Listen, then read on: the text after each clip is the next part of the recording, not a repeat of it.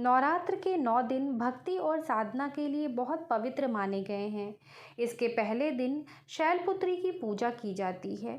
शैलपुत्री हिमालय की पुत्री हैं। हिमालय पर्वतों का राजा है। वह अडिग है, उसे कोई हिला नहीं सकता। जब हम भक्ति का रास्ता चुनते हैं तो हमारे मन में भी भगवान के लिए इसी तरह का अडिग विश्वास होना चाहिए, तभी हम अपने लक्ष्य तक पहुंच सकते हैं।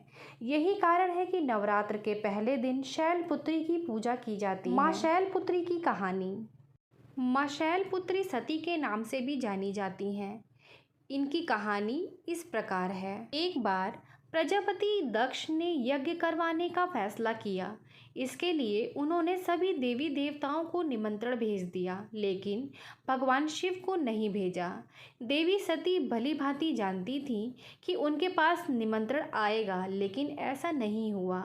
वो उस यज्ञ में जाने के लिए बेचैन थी, लेकिन भगवान शिव ने मना कर दिया। उन्होंने कहा कि यज्ञ में जाने के लिए उनके पास कोई भी निमंत्रण नहीं आया है और इसलिए वहां जाना उचित नहीं है। सती नहीं मानी और बार बार यज्ञ में जाने का आग्रह करती रहीं। सती के ना मानने की वजह से शिव को उनकी बात माननी पड़ी और अनुमति दे दी।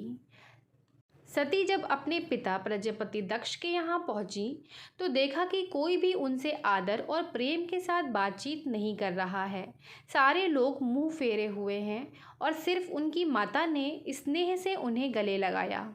उनकी बाकी बहनें उनका उपहास उड़ा रही थीं और सती के पति भगवान शिव को भी तिरस्कृत कर रही थीं। दक्ष ने भी अपमान करने का मौका नहीं छोड़ा। ऐसा व्यवहार देख सती दुखी हो गईं। अपना और अपने पति का अपमान उनसे सहन न हुआ और फिर अगले ही पल उन्होंने वो कदम उठाया जिसकी कल्पना स्वयं दक्ष ने भी नहीं की होगी। सती ने उसी यज्ञ की अग्नि में खुद को स्वाहा कर अपने प्राण त्याग दिए। भगवान शिव को जैसे ही इसके बारे में पता चला तो वो दुखी हो गए।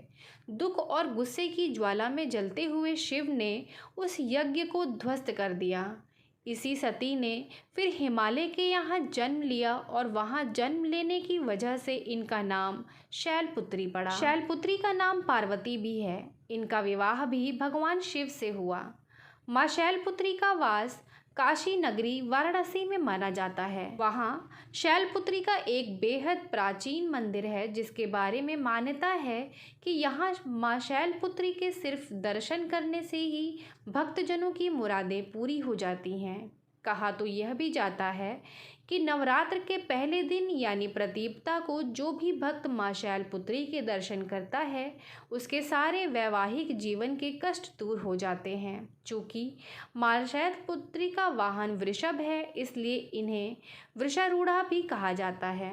इनके बाएं हाथ में कमल और दाएं हाथ में त्रिशूल रहता है।